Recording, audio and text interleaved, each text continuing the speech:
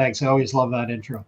I'm Jay Myers. I'm CEO of Next Generation Manufacturing Canada. Welcome to our podcast today about AI in manufacturing, some of the opportunities, maybe some of the challenges that we're seeing in the sector with AI. Joining me today are Joseph Lafleur, who's the CEO of PolyML, Michael Mohseni, the CEO of Autometrics, Armin Khatoonabadi, who's the CEO and founder of Apera AI, and Remi, who is the Vice President of Maya HTT.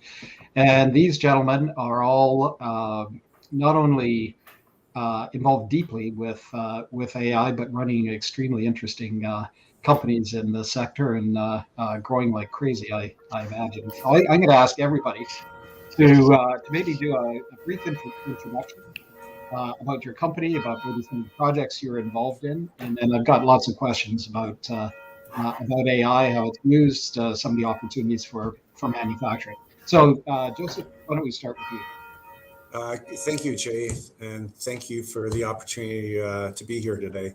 I'm the CEO of a company called PolyML, our formal name is Polyalgorithm Machine Learning, which kind of defines what we do. We are specializing in text and data machine learning versus visual. We entered a NGen project July of 2021. We're just completing that this month, actually just completing it now, where we were in a partner with an auto parts company called Martin. They're the third largest auto parts company in Canada. Really, initially, when we approached them, we were looking at a project around machine learning with data from a stamping press. And actually, it moved considerably further where we were doing work with robotic welding equipment. And the idea was we were going to form a JV and commercialize this technology, which we have and should have a commercial product available to our first client in Q4 of this year. We're pretty excited. There's lots of benefits of the technology or the AI being embedded, where it's great for environment we improve the environment for the employees, less wear on the equipment, and we save real dollars in optimizing the weld itself and a better weld. One word on NGen, they've been a fantastic partner or mentor with this. We would not be where we are today without them, nor would we be partnering up with a company like Martin or even getting into some of the OEMs that we have opportunities with. So I thank NGen for their sponsorship and their mentoring. Thanks a lot, Joseph. It's a great endorsement of what our key objective is, which is to bring the solutions together with the manufacturing companies that can use it. And I know how highly Martin speaks of the project you've done. So thanks a lot. Armin, over to you. Thank you, Jay. Thank you for having me here. Hello, everyone. My name is Armin. I'm co-founder and CEO of Apera AI. Our goal is to make automation cheaper and easier using vision. Our product is a technology we call 4D vision. It's simply an AI-powered stereo vision that enables the industrial robots to see the surroundings just like humans and handle complicated tasks. So we have already completed one project with NGen and with partnership with Magna. It was a very complicated assembly cell with robots and our vision system. It was very successful. I'm happy to say that we are starting our second project with the same partnership and with NGen. Through another NGen project, our system has been used by Linamar for a machine tending cell, and we are actually selling our product across North America right now to companies like Ford, GM, and etc. Yeah. Oh, thanks. That's also part of our strategy, not just implementation in one company, but looking at how systems like this could be rolled out across broader sectors. And in manufacturing. I think it also talks to the, how AI itself is a learning system, and continues to the features continue to develop, and functionality continues to improve. Remi, I have you next on my screen. Excellent. Hi, thank you, Jay. Thank you for having me here as well. It's great to see the panelists here, the great friends over time. So Remi Duquette, I'm the Vice President of Industrial AI at MyHTT. We are a Canadian firm that delivers AI professional services in the manufacturing and industrial AI sector. We have 150 projects delivered working in real manufacturing and industrial operating environments to date delivered over the last 7 years. It's been a great journey, and a few years ago we started, thanks to NGen, a cluster for helping manufacturers understand the value of AI and how to integrate AI. So it's a sub-cluster of the NGen environment and ecosystem. So I'm very proud to be the president of that nonprofit organization that was started thanks to NGen to help manufacturers understand really how to get started and how to deploy AI in a secure fashion in their environment. So hopefully that will be some good food for thought based on all the discussions we've had in the cluster. Great, thanks, Remi, and well, thanks for your leadership on the cluster. But I have to say, I have a great background with Remi. We've worked together for many years, so great job. Mike, over to you. Thank you so much. All right, hello everybody. Mike Mohseni, I'm founder and CEO. Excuse me. At Autometrics, we are an industrial AI startup company making solutions for intelligent quality monitoring in complex processing operations like industrial welding, cutting, machining. Interestingly, we actually started our journey very much with NGen back in 2020 when we were just about to bring the idea of Inspection 4.0 to the first version of prototype, and that was with a company back in Vancouver, BC. And then in one of the latest projects, we actually worked with one of the EV manufacturers on monitoring their battery cell manufacturing. And we are very thankful and actually glad that now at this stage, based on all these developments and partnerships with NGen, now we have our solution at over 6 of the largest automotive part manufacturers globally in Mexico, Germany, and of course, US and Canada. So yeah, thank you so much for having us. Yeah, that's great, Mike. Congratulations. So we've talked about quality control and automation systems, vision systems. These are some of the opportunities that manufacturers are implementing AI in their processes here. But AI has been around for an awful long time. I was in a conference a few weeks ago in St. John's, and I asked the audience how many people were actually using AI, and there were 2 people who put their hands up. And then I asked anybody, how many people here have a cell phone here? How many people use Google search here? And of course, everybody does. And we don't recognize how ubiquitous AI is sometimes, but maybe not so much on the manufacturing side, and the application and in production processes, which is where you guys are operating. So give me some idea about some of the big opportunities that you're seeing in terms of AI in manufacturing here, and especially for companies that that are getting underway either in AI implementation or companies that maybe haven't started yet. What would your advice be in terms of some of the opportunities that you see standing out? Well, I can maybe jump in and start here, Jay, if you want, on the opportunities that we've seen. The first thing first is to start with a real business use case, right? Look at an audit of your your problems on your shop floor and your manufacturing lines and your manufacturing kind of company as a whole, and see where could I apply AI and where would it be worth my effort to apply AI, right? AI is not a magic wand. It needs data. It needs infrastructure of data. So, when you look at it, of course, the use cases that come top of mind typically would be around predictive maintenance, quality assurance. So you've seen some of the examples or heard here, from a quality vision perspective. Supply chain optimization is often the next step after that on the overall manufacturing chain, and process optimization is where I think the biggest gains related also sometimes to energy efficiency gains, so on the sustainability side where AI can improve a lot. So those, I would say, are the top 5 areas that I think manufacturers today can and should launch an AI project to start implementing AI in their manufacturing. Thanks, Remi. Joseph. Sure. I think what's really important is listening to the customer or listening to the manufacturer describe some of their problems. When we first entered with the ideas of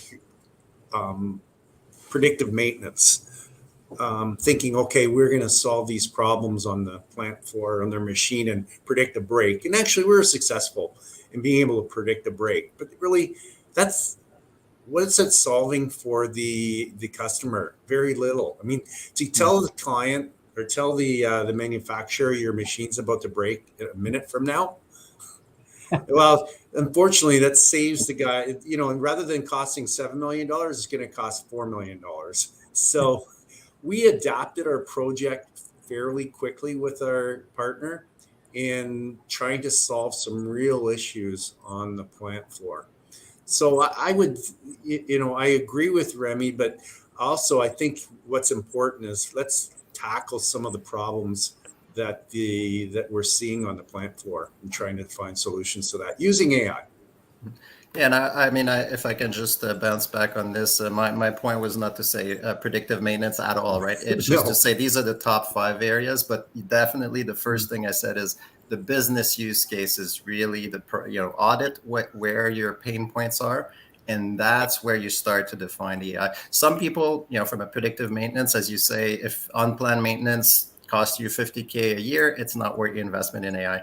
If it is $5 million a year on unplanned maintenance or unplanned downtime, really then AI, yes, should be looked at in terms of a use case. But I think we fully agree on that one. I think we're advanced from that point anyway. Yep. If I can jump in, I think yes, preventive maintenance and the things that were already mentioned are the most, maybe the common uses that we hear a lot about, maybe up to a year ago. And I think the reason was that they don't exactly meddle with the actual production. So they are on the side, they help the manufacturer have a better grasp on what is going on. But what I want to mention is that AI actually has grown into much more. AI can be right in the middle of the manufacturing. For example, we all know that we have labor shortages. We all know that people cannot hire for the roles that they need in their manufacturing processes. And AI and the robot powered with AI can actually solve that problem. And it doesn't need to be a new cell. I mean, Apera AI has seen a lot of opportunities retrofitting, the existing cells that don't have a very good productivity. And you can add the vision and AI to that cell and make it way more productive. So I would say, I think the best way to move forward for all of the manufacturers is to maybe dig a little bit more into what AI is today and what it can do for them. What we see is a lot of misconception. Many of them don't know what AI can do. And actually, I think NGen can help a lot with that. Maybe picking the top 3 AI applications in industry per year and then broadcast them to the members, let them know that this is what AI can do for you. And I think NGen is very uniquely positioned to do that because you have the ability to disclose the projects that you invest in. Thanks, Armin. Mike, where do you? Yeah, I also wanted to second Armin's point in terms of how how much progress we have seen in terms of AI deployment, and it's not a mere auxiliary tool sitting around. It's, for example, for when it comes to quality monitoring of critical components, it is going to be very much at the center of the operation. And then, but if manufacturers are looking to develop, because there's a question between whether we are talking about deployment of an AI system or solution, or developing a customized solution for specific purpose. If the later is the objective, to develop a custom solution, I think AI is best fit for complex processes that they are dependent on many parameters. So conventional models or discrete programming doesn't work. Or probably processes that are very repetitive. And those are often places that we also have labor shortage. Again, going back to that quality monitoring and applications like welding, etc. So, yeah. Well, you guys have spoken a lot about labor shortages, and I totally agree. Just to give you a little bit of background information about the situation on the labor side in manufacturing, we know that 25% of the workforce is going to be retired by 2030. And we also know that the new cohort coming in represents about 30 years of age and younger represents about 6% of the workforce. So, you can do the math. Companies are going to have to increase productivity by over 25% just to keep production levels where they are right now, let alone grow. So automation is going to be key, and knowing where in your process to automate or what you automate, I think is crucial here. I really appreciate everybody's focus here on where is the problem in the process, where can AI, where can the system of prediction or system of data analysis actually improve a process.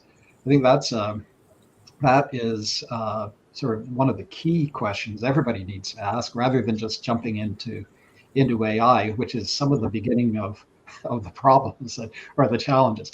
I had one company ask me a few weeks ago, where do I buy AI? And I immediately gave them your names. But I don't think that's the correct answer or correct question that they should be asking right now. So maybe going from the opportunity to some of the challenges. What are some of the key mistakes, or is it the challenges that you see manufacturers bumping into, or what maybe on a positive side? What's your advice for companies when they're looking to implement or to expand their AI here? Joseph. Sorry, Armin, go ahead. Sorry, I just want to say, maybe it's best not to look at AI as this big hype anymore. I mean, it's just a tool, just like the robots, just like everything else. And it has certain abilities. It can do certain things. So I don't think we need to ask the question, okay, what should I do to be AI ready, or what should I do to, start using AI? I mean, I think it's the wrong question. Just to start using it. I mean, look at your processes, tell us this is the problem that we have, and then based on the problem, you can find a solution that is either AI or not AI. You know what I mean? So I don't think it's a matter of, back in the time, people used to think of AI as a black box that nobody knows what is happening inside it. That is no longer true. We know very well what is happening inside it. We know how to control it. We know how to improve it. I think the big question that they need to ask themselves is that, okay, where in my process do I need improvement? And what is the solution? Can AI help with this or not? I just want to give you maybe some data here. And I think this is something that we Canadians need to be very sensitive about. So there was this study that KPMG released back in April. They had surveyed 250 companies with revenue above $500 million. 90 of them were Canadians, the rest were from US. And what they found was that only 35% of Canadian companies are using AI in their operations, while it is 72% on the American side. So there's already a huge gap. And I believe it is because we Canadians would like to take this wait and see position on most of the new technologies when it comes to manufacturing, and it is going to hurt us. So I would say what they should do, just start using it. I mean, the technology that we are supplying doesn't need readiness. It's not any different from buying a robot and installing it in your, production line.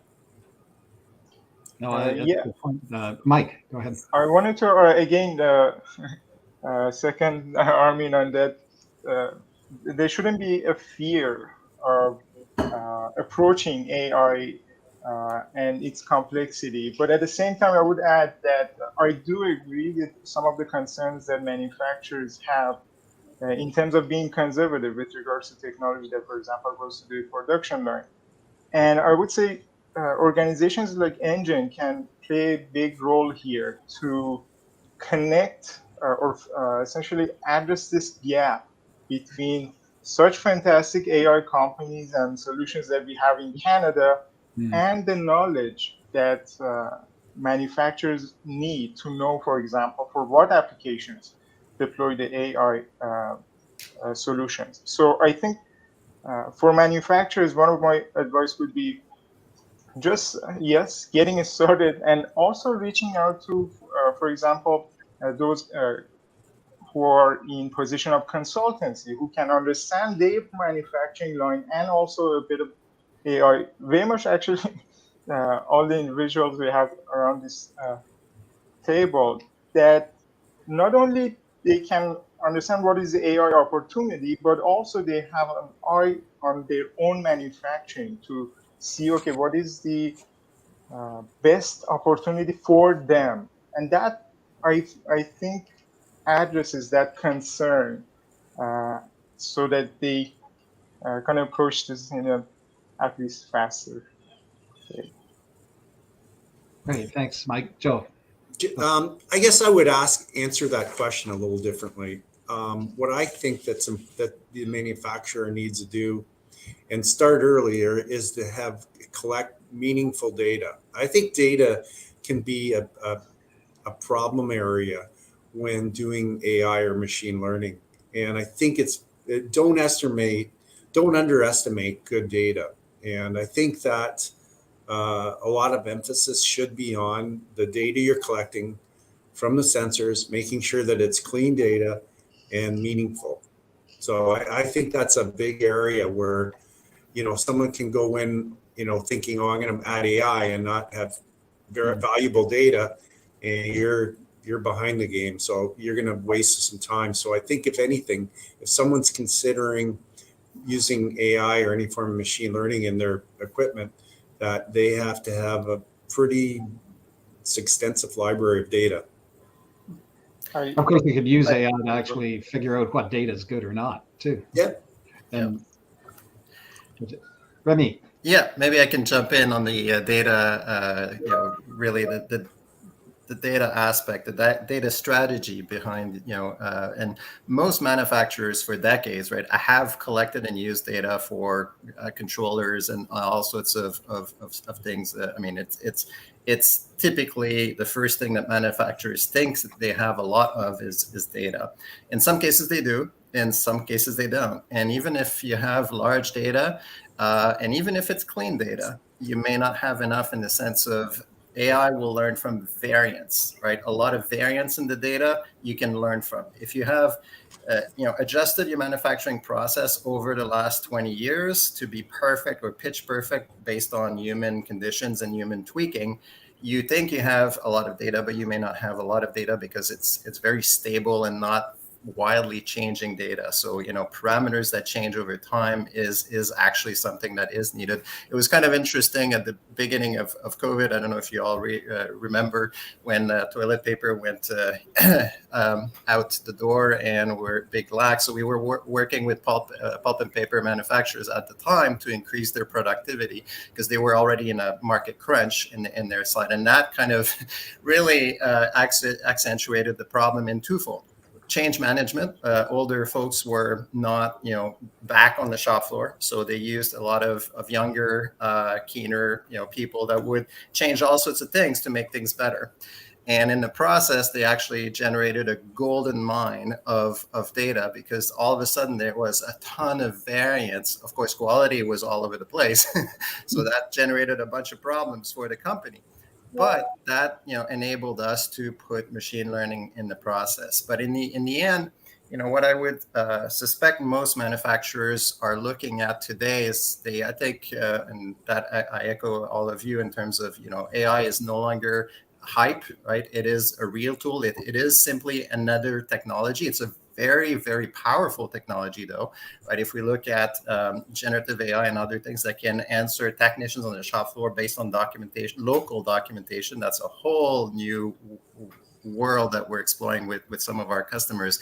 But in the end, choosing one single manageable problem to tackle first, I think to solve first is a good way to get started and leverage AI and see what kind of data strategy you need to put in place, what type of infrastructure you're lacking to put in place, and what change management you need to put in place to make that successful. I think that choosing a small, right, not a big AI, not a bold AI initiative, choose something relatively small, whether it's on quality, on productivity, on anything that's relatively meaningful and small that can bring value to you.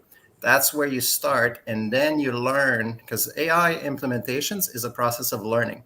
As much as AI will need to learn from new data, from new cases, from new things that will happen day in, day out.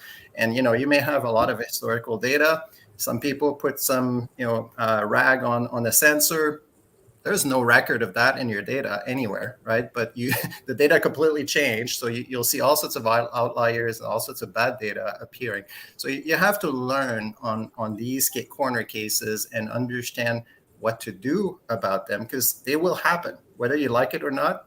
Data will change for all sorts of non-productive reasons, non-equipment related reason, production reason. And that's really how you need to work out and choose a small manageable problem to start with and go from there. Out of the 150 projects we picked early on, there were projects that didn't work very well because we had not learned 7 years ago to tackle those properly.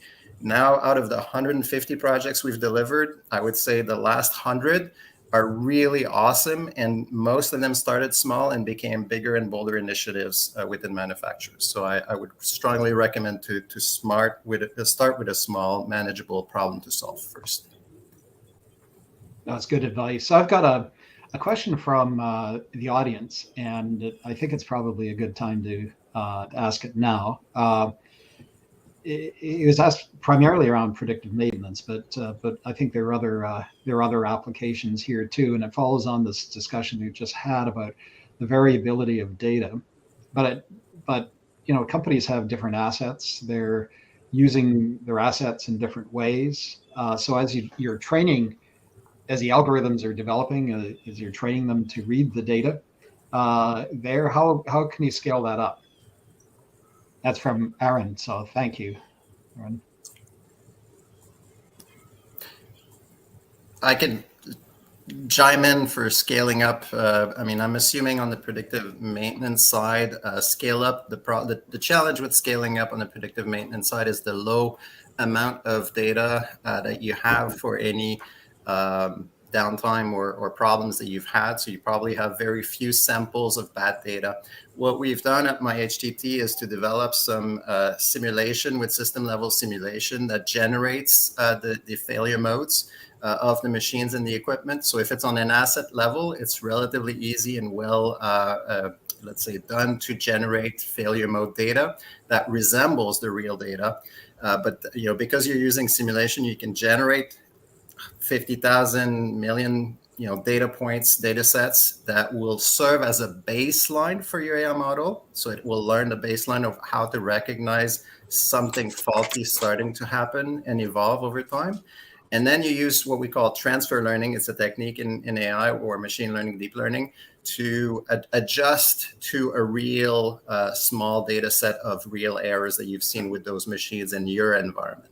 So that's typically how you can scale up to machines that don't have that many failure modes, is to leverage synthetic simulation data to use as a baseline for those events.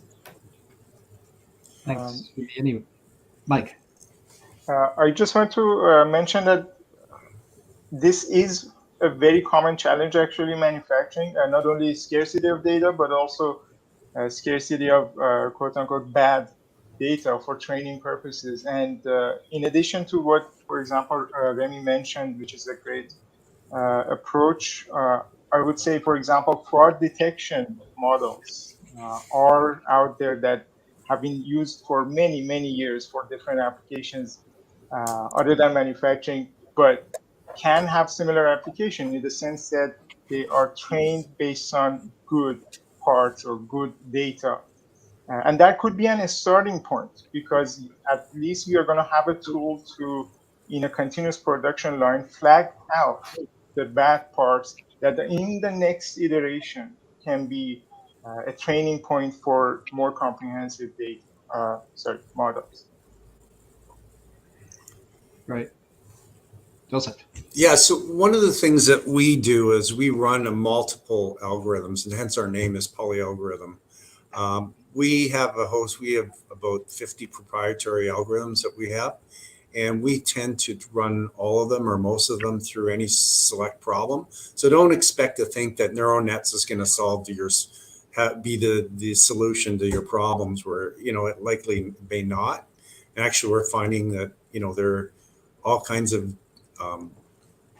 algorithms that are providing better predictors. So I think that's number one. The other thing too, I think that's really important, is the computational power that is required to run these things.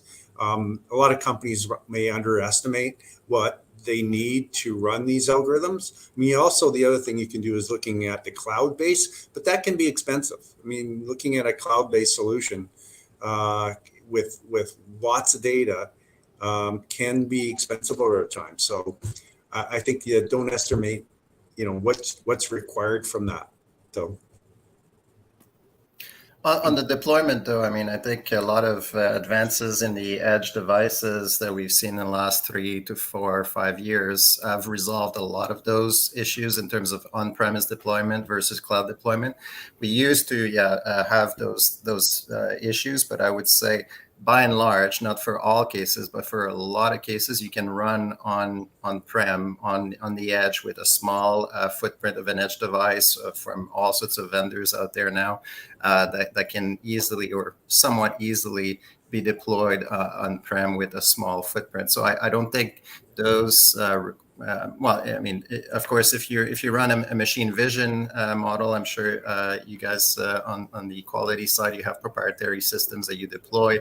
But for many other cases where it just streams some data and time series type of data, you can easily run things on the edge locally on the machine. The training itself is a separate beast that typically will require either cloud or private environment to train the models. But I would say the deployment side can easily now run on any small footprint. But a big part is training. Correct.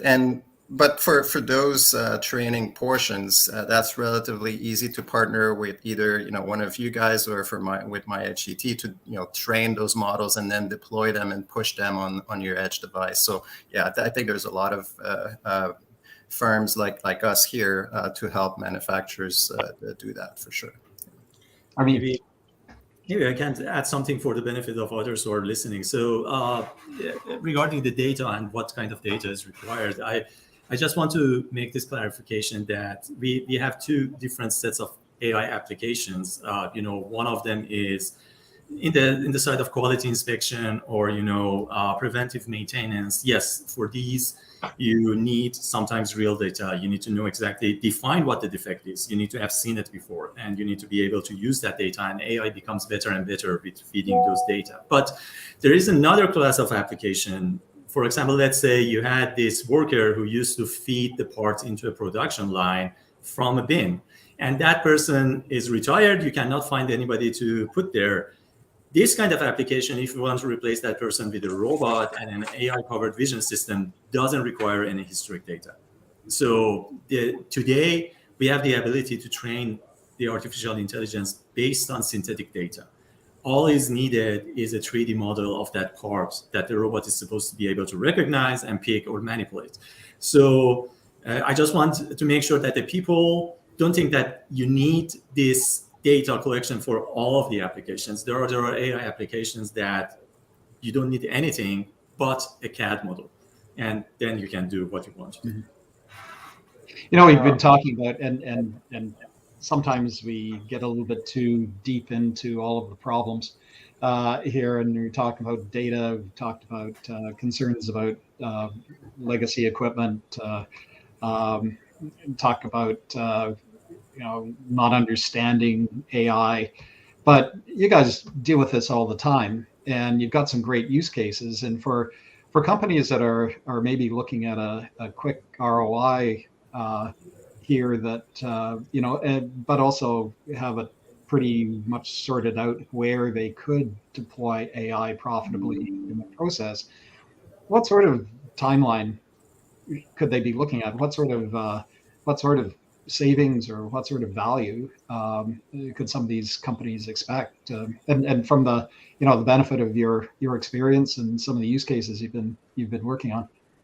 Maybe I can give an example that would make it clear. So one of our customers, who is a large automotive manufacturer, builds the interior plastic panels for GM cars. The plastic panels you see on the side of the doors and the trunk. So they had this automated line for a robot to pick the metal clips from a dispenser and place it on these plastic parts that later you need to push into a hole into the body of the car, and it clicks in. So we all know that plastic is deformable depending on the thermal issues and how they pulled it out of the mold. It can skew. So the line was working, but at 80% productivity. In 20% of the cases, because the robot couldn't see where this clip tower is, it either broke it or couldn't hit it.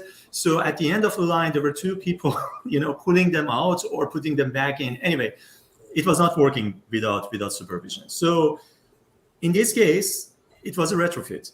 They put our system in, and now the robot was able to see actually where this clip tower is. And the productivity went from 80% to 99.99%. So I can say that it happens in less than a month. So it can be as fast as that. It really depends on what you want to do. But there are a lot of retrofit opportunities that they can tackle and get the money back very, very quickly. That's a good example, Armin.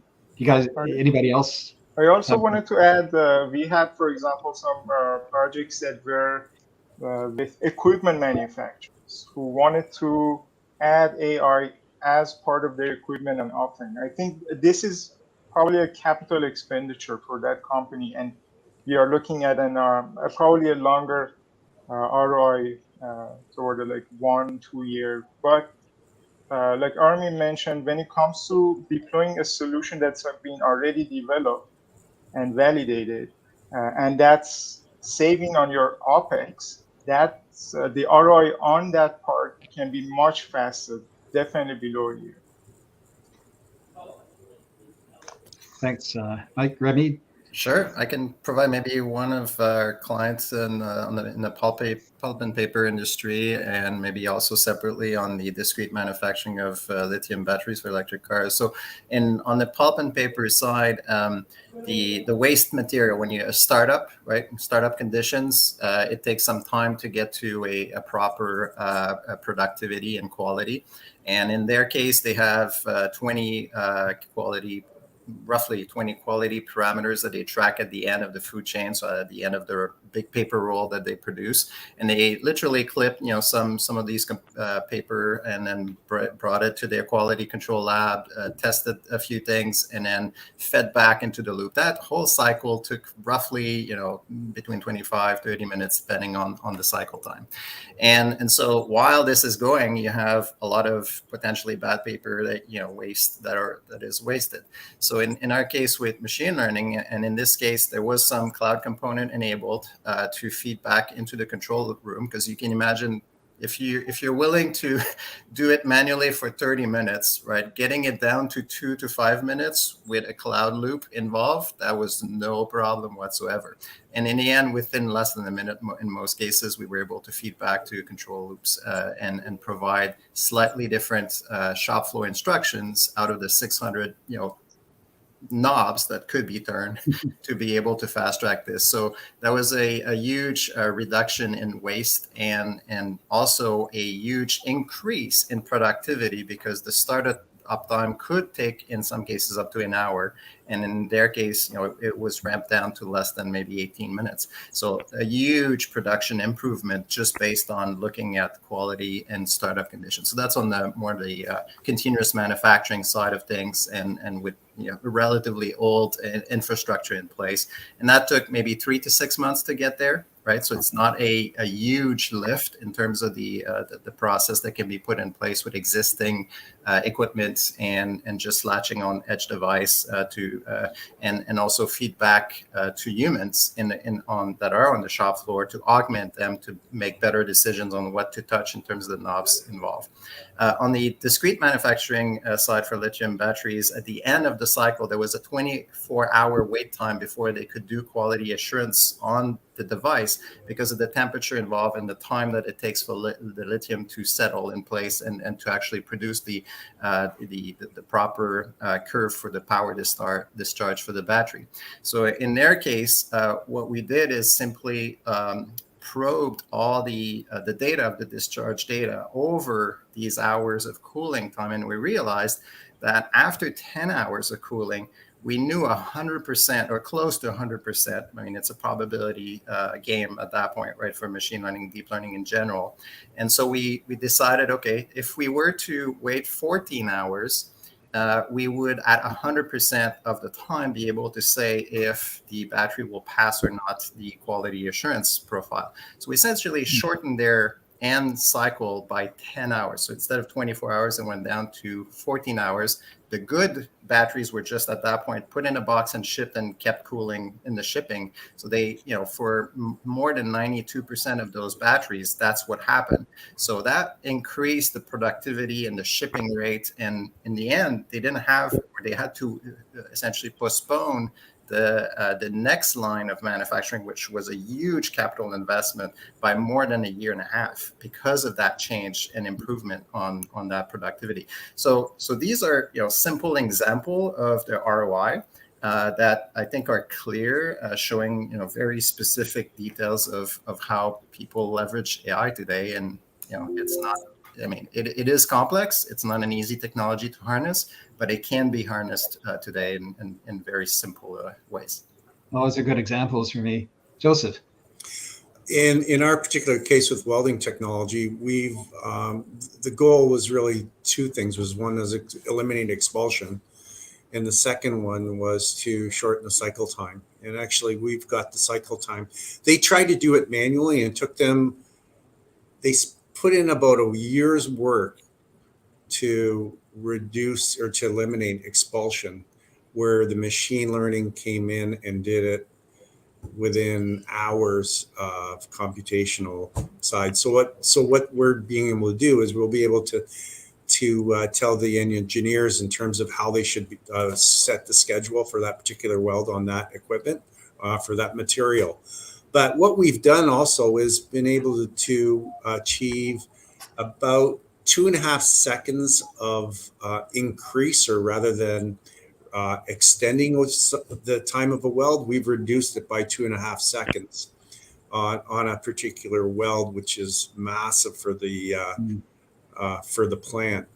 We believe that we'll be able to reduce, based on a number of cells, robotic weld cells, that we'll be able to reduce a 3-shift to 2 shifts. But the other additive benefits to that is less compromised welds, or a better nugget, so improved weld. And where that's really important for the auto industry is less destruct costs. So our client has reduced a destruct on a part from 3 times a day to once a day, and we'll get it to once a week. GM right now is spending massive amounts of money on destructing a part, or destructing a vehicle, on weld quality. So that's another benefit. And then the other benefit is the plant environment. So machine learning has done that, and we've been able to do it far, far, far faster than human. Those are really all good examples that, and it goes to the point, and maybe you were talking about what NGen could do to help demonstrate uses of AI. But I think exactly this, sort of, here are some use cases, and these are examples of real applications and the types of solutions that have led to that. So all good stuff. I have one question here from a member of our audience, and I think, as usual, we're getting carried away with time, and it's been such a great discussion so far. So let me ask this one question, and then another one right after that. The question is: are there some segments of manufacturing that you think we'll see AI embraced more than others?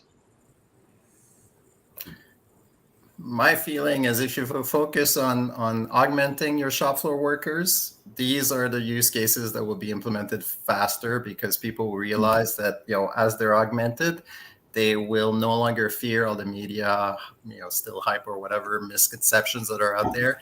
And they will realize that, as I get augmented and be more efficient as a worker, I'm more valuable to my company.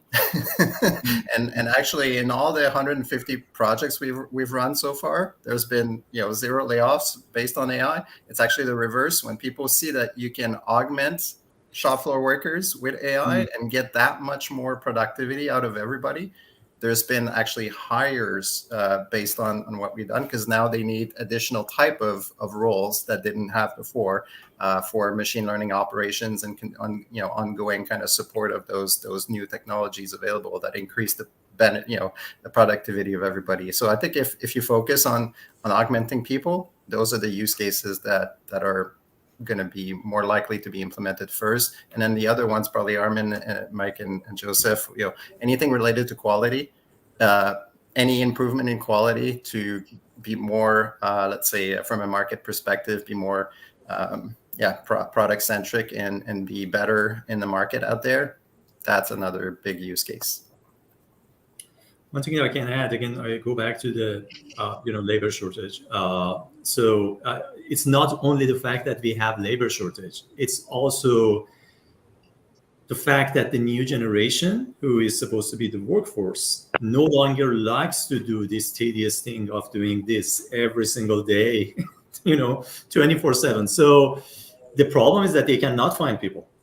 That's a real issue. And to answer this question, where we see the biggest opportunities, machine tending, repetitive task, feeding a system, picking from a box and placing it on a conveyor belt, depalletizing, palletizing, all of these things that are just tedious but not complex work that these days nobody likes to do.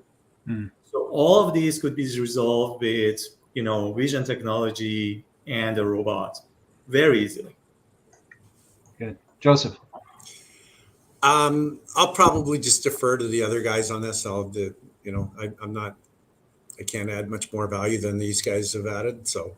Okay, thanks, Mike. Yeah, I just want to add equipment manufacturers again, because we are getting into the world that manufacturers go back to their equipment providers and ask for intelligent components. So that's those intelligent manufacturing systems, I think, are another growing market deploying AI. I think that's an important point too, and clearly applications to improve process. The process improvements pretty typical across most sectors, and especially on the whether it's process or discrete manufacturing side. But let's not forget the application in the development of product itself of support of smart product, and then the services that can be generated as a result of that. Because I think that is a new line of revenue based on providing value for customers through a service, but without the AI, you're not going to be able to actually do the data analytics that would lead to valuable service from that. So one last question, and then I'll let you go here. Just from everybody's perspective, what are the next big things in AI? What should we be looking out for? And fingers crossed that we won't be kind of focusing too much on ChatGPT and everything coming out of that, because that's kind of old hat there. What are the next big trends, Joseph? I would probably say in the healthcare and medical world, that's probably got the sky's the limit in what AI can do. I think, in whether it be research, whether it be product development, mechanical devices, whether it be replacement of actual parts of the human body, but I think that's the sky's the limit on AI in healthcare. Good, and really needed too. Yeah. I mean, what I can tell is that maybe just limiting myself to the manufacturing. So I would say currently the penetration rate of the robots into the manufacturing is pretty low. So I think in Canada, it's even less than 200 robots per 10,000 workers. So I believe AI is going to help us automate these tedious and dumb operations, so that humans can focus on what they are really good at, which is creativity. I expect AI would increase this penetration rate and make automation more feasible and more accessible, not only to large companies, but to the small and medium-sized companies as well. Great, thanks. I mean, Mike, over to you. In terms of future of AI, I think in addition to automating repetitive tasks, one of the things coming from advanced manufacturing background, one of the things that we keep hearing even today is that, for example, this operator just knows it, just has the intuition. We make a fun, John just knows it.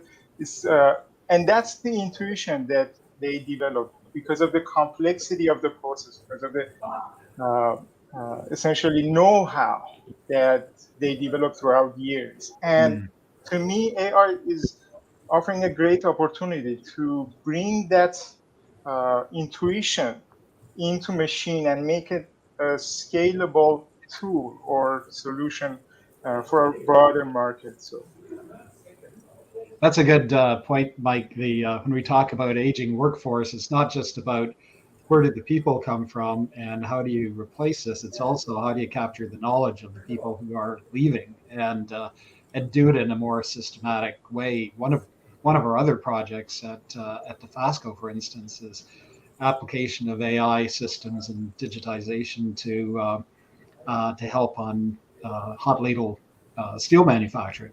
So the people who can actually look into a vat of molten steel and test it and know when it's ready to pour are retiring, and they need something just about as good here. So that's another real live application, exactly what you're saying, Mike. Remi, over to you. Last word. Well, I mean, I echo a lot of the comments already. One thing on the future I see is a lot of more advanced human AI collaboration and interface, whether it's through augmented reality in your manufacturing shop floor or leveraging, interactions with robotics that are AI enabled. I think those fields are the next kind of frontier that we're working on and exploring. And I see there a lot of value in the medium time frame, so to speak. So if I look a little bit out, I think that's where the market is going. That will help the shortages in humans, because if you augment humans with robotics or collaboration with different insights that you get from directly in the glasses that you're wearing, I think that enables new ways of working and automating processes. So yeah, I think that's really where the AI-powered examples can in the future appear, and which we're working on at MyHCT for sure. Super. Well, listen, thank you all very, very much. And I can tell you it's such a pleasure to be working with you all, and a large part of that is your vision here and the work that you're doing. So thank you all, and thanks to all of our the audience who has joined in today, and everybody who is watching on social media. Really appreciate it. We've got some great companies. Take a look at what they're doing here, because it really is world leading. Yeah, thanks very much. Thank you. Thank you, Jay. Have a great day. Have a great day, guys.